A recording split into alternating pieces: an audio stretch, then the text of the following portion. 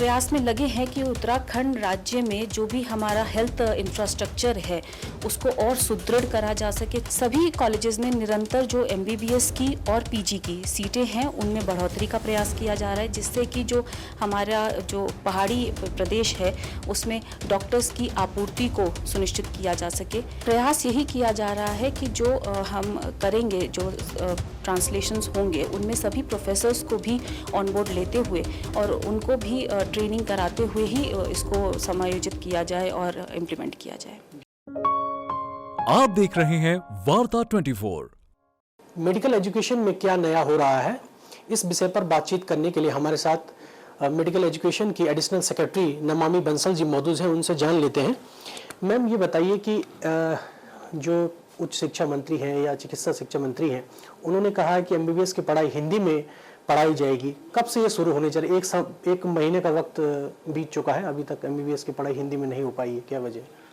जी, इसमें ये भी एक बेस्ट प्रैक्टिस को ही रेप्लिकेट करते हुए हम अपने उत्तराखंड राज्य में प्रयास में लगे हैं कि हिंदी में जो एमबीबीएस का पाठ्यक्रम है उसकी शुरुआत कर सकें। तो पाठ्यक्रम में अभी हिंदी को उसमें ट्रांसलेशन की ही कार्रवाई अभी गतिमान है और प्रयास यही किया जा रहा है कि जल्द से जल्द हम इसको धरातल पर ला सकें। मैम, एक सवाल ये है कि जो मेडिकल के जो सब्जेक्ट होते हैं, जैसे एनाटॉमी है, फिजियोलॉजी है, उसमें कुछ इंग्लिश के वर्ड हैं, उनको आमतौर पर हिंदी में इंग्लिश में ही बोला जाता है। यदि हम हिंदी में उसको उस तरीके के, क्या कोई इसमें रिसर्च होगा या कुछ उसको कोई ट्रेनिंग कराई जाएगी प्रोफेसरों की? देखिए, ये बात सही है कि जो क्योंकि एमबीबीएस एक बहुत ही टेक्निकल इसमें वर्ड्स रहते हैं और इसकी जो शब्दावली है वो स्पेसिफिकली उसी तरह से उसको इस्तेमाल में लाया जाता है, उपयोग किया जाता है। तो इसमें जैसा कि मध्य प्रदेश में भी जैसा किया गया है कि हिंदी में जब पाठ्यक्रम की शुरुआत की गई तो उन विशिष्ट शब्दों को उसी रूप में रखते हुए इंग्लिश में ही उनका रूपांतर अडॉप्ट किया गया। हिंदी पाठ्यक्रम में भी भाषा को परिवर्तित कर दिया गया, ट्रांसलेट कर दिया गया, लेकिन जो वो स्पेसिफिक शब्द थे उनको एज इट इज़ अडॉप्ट कर लिया गया। जो प्रोफेसर है मैडम, वो हिंदी में पढ़ाएंगे, क्या उनके लिए कोई विशेष ट्रेनिंग कराई जाएगी? देखिए, प्रयास यही किया जा रहा है कि जो हम करेंगे, जो ट्रांसलेशंस होंगे उनमें सभी प्रोफेसर्स को भी ऑन बोर्ड लेते हुए और उनको भी ट्रेनिंग कराते हुए ही इसको समायोजित किया जाए और इम्प्लीमेंट किया जाए। जी। मैडम, उत्तराखंड में 4 जो अभी वर्तमान में संचालित किए जा रहे हैं मेडिकल कॉलेज, उनमें क्या प्रदेश को कितना फ़ायदा मिल रहा है?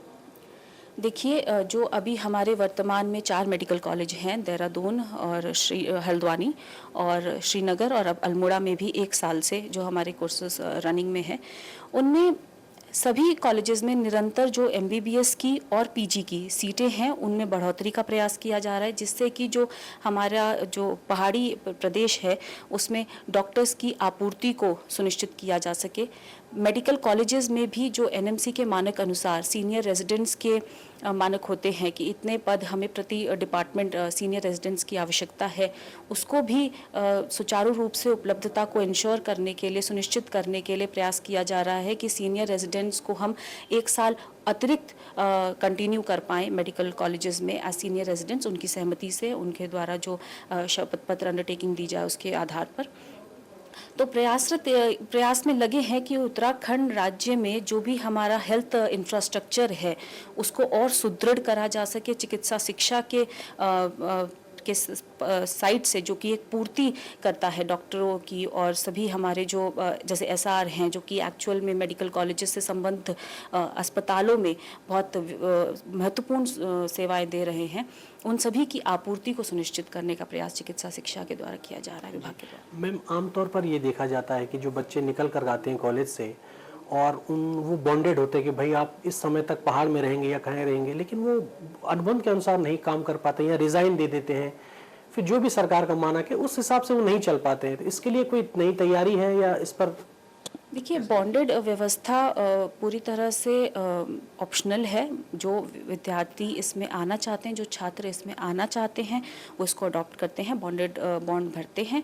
और अभी वर्तमान में हमारे लगभग एमबीबीएस सीटों की यदि बात करें तो इस शैक्षणिक सत्र में जो एडमिशन्स हुए हैं उनमें 24% छात्रों ने इसको अडॉप्ट किया है।